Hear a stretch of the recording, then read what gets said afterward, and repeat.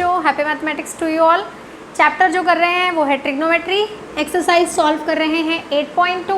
Last video में question number 1 किया था, आज क्वेश्चन नंबर 2 करेंगे, जिसमें हमारे पास 4 MCQ क्वेश्चंस हैं, यानी कि हमें अपना क्वेश्चन सॉल्व करना है और 4 में से कौन सा करेक्ट ऑप्शन है ये बताना है। साथ में उन्होंने लिखा है जस्टिफाई योर चॉइस, यानी जो सोल्यूशन है वो भी हमें साथ में करके ही बताना है। चलिए फर्स्ट पार्ट सॉल्व करते हैं।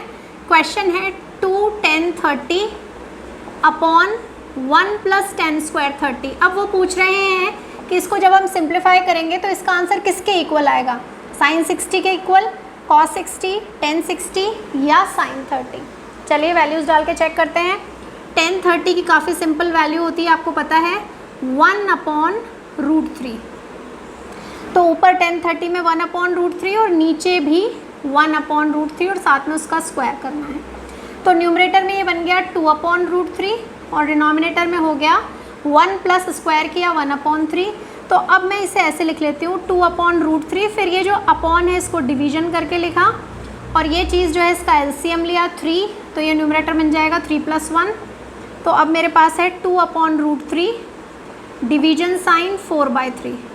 तो जब मैंने इसे सॉल्व करना शुरू किया तो डिवीजन को मल्टीप्लिकेशन में चेंज किया। कौन किससे कैंसिल हो रहा है, 2 से 4 को कट किया, 2√3 को कट करेगा तो वहाँ बचेगा √3 और √3/2 ये वैल्यू हमारे पास आ गई है। अब ये वैल्यू किसकी है, sin 60 की, cos 60 की, tan 60 की या sin 30 की। तो आपको टेबल से पता चलेगा ये वैल्यू है sin 60 की, यानी कौन सा ऑप्शन करेक्ट है हमारा, ऑप्शन ए हमारा करेक्ट ऑप्शन है, sin 60 = √3/2। तो इस तरह से हमने फर्स्ट पार्ट सॉल्व किया। सेकंड करते हैं। सेकंड पार्ट में tan 45 काम में आ रहा है और tan 45 की वैल्यू होती है 1। तो अब 1 मैं रिप्लेस करने जा रही हूँ, न्यूमरेटर में भी रिप्लेस करूँगी और डिनोमिनेटर में भी। क्या होगा देखते हैं। जब मैंने न्यूमरेटर में 1 रिप्लेस किया तो 1 - 1 स्क्वायर दैट इज़ 1, 1 + 1 स्क्वायर। अब ये हो गया 1 - 1 और ये हो गया 1 + 1 और ओवरऑल हो गया ये 0/2 दैट इज़ 0। तो ये 0 आंसर ला रहा है, ये हमारा जो क्वेश्चन है इससे 0 आंसर आ रहा है। 0 इनमें से किसकी वैल्यू है, एक तो डायरेक्टली 0 दे ही रखी है, लेकिन साथ में चेक कर लें किसी और की तो नहीं है। 1090 की वैल्यू 0 नहीं होती, वो नॉट डिफाइंड होती है। sin 45 की वैल्यू 1/√2 होती है, यानी हमारे पास एक ही ऑप्शन था, ऑप्शन डी। तो अब next question third part solve करने जा रही हूँ। इसमें कहा गया है कि sin 2a यानी एंगल जो a है उसका ट्वाइस करके फिर उसके साइन की वैल्यू कैलकुलेट करनी है। और इसके राइट हैंड साइड पे लिखा है ट्वाइस ऑफ sin a, यानी जो भी एंगल a है हमारा उसकी पहले sin a की वैल्यू पता करनी है और फिर उस आंसर को 2 से मल्टीप्लाई करना है।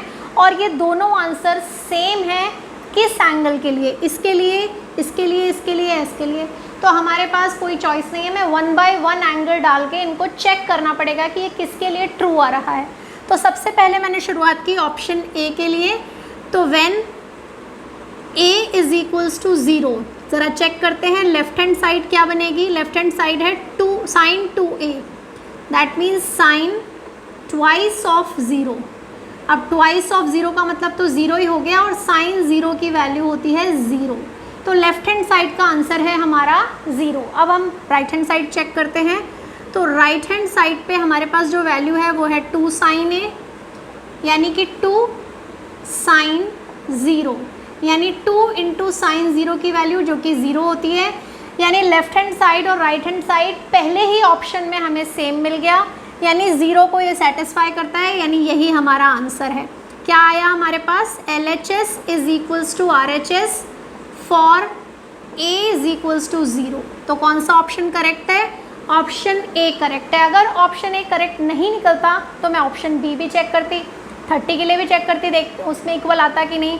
वैसे तो हमारे लिए ज़रूरी नहीं है, पर मैं फिर भी एक बार आपको 30 के लिए करके बता देती हूँ। अगर मैं 30 के लिए करती तो कैसे होता क्वेश्चन, किस लेफ्ट हैंड साइड हम सॉल्व करने जाते जो कि है sin 2a, यानी कि साइन की वैल्यू लेनी है ट्वाइस ऑफ 30, यानी किसके लिए, sin 60 के लिए। और वो वैल्यू क्या होती है, √3/2, तो ये हमारी LHS हो गई।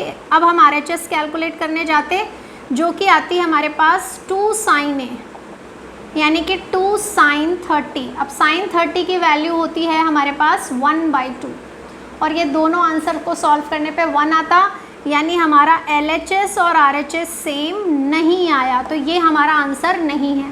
तो इसी तरह आप चाहें 45, 60 पे भी सॉल्व करके देखें, आंसर सेम नहीं आएगा, क्योंकि ऑप्शन तो एक ही करेक्ट हो सकता था, तो इसलिए वो ऑप्शन हमारा फर्स्ट वाला था।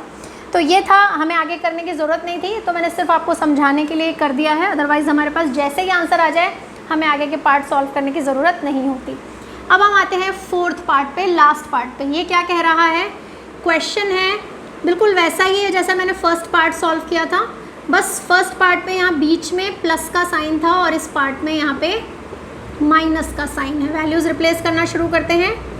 2 tan 30 की वैल्यू 1/√3, मैं यहीं पे डिवीजन साइन लगा देती हूँ, और अब मैंने इसको सॉल्व किया। 1 - 1/√3 का स्क्वायर कितना हो जाएगा, ये 1/3 हो जाएगा, तो ये बन गया 2/√3। फिर ये डिवीजन साइन, ये हो गया 1 - 1/3, तो ये बन गया 2/√3। डिवीजन 3 LCM लिया, तो ये 3 - 1 यानी 2 आ जाएगा। तो अब मैंने रेसिप्रोकल करना है, तो ये हो जाएगा 3/2, 2 से 2 कैंसिल, √3 और 3 को कैंसिल करेंगे तो √3 बचेगा, यानी ओवरऑल हमारे पास बचा है √3। अब हमें ढूंढना है कि √3 इन चारों में से किसकी वैल्यू है, तो याद होनी चाहिए आपको tan 60 की वैल्यू क्या होती है, √3, यानी करेक्ट ऑप्शन हमारा कौन सा हो गया, tan 60। तो इस तरीके से क्वेश्चन नंबर 2 के चारों पार्ट्स मैंने आपको सॉल्व करके बताया। काफ़ी सिंपल क्वेश्चन है, आपको इजीली समझ में आ जाएगा। और अब बचे हुए क्वेश्चन मैं नेक्स्ट वीडियो में करवाऊंगी, जो उसके साथ ही एक्सरसाइज हमारी कंप्लीट हो जाएगी। लेकिन आज का वीडियो आपको कैसा लगा, ये तो आप मुझे जब तक कमेंट करके नहीं बताएंगे मुझे पता नहीं चलेगा। अगर पसंद आया है तो आप लोगों को लाइक करना है, अपने सभी फ्रेंड्स के साथ में शेयर करना है, और जिन्होंने सब्सक्राइब नहीं किया उन्हें सब्सक्राइब करना है। Happy mathematics to you all.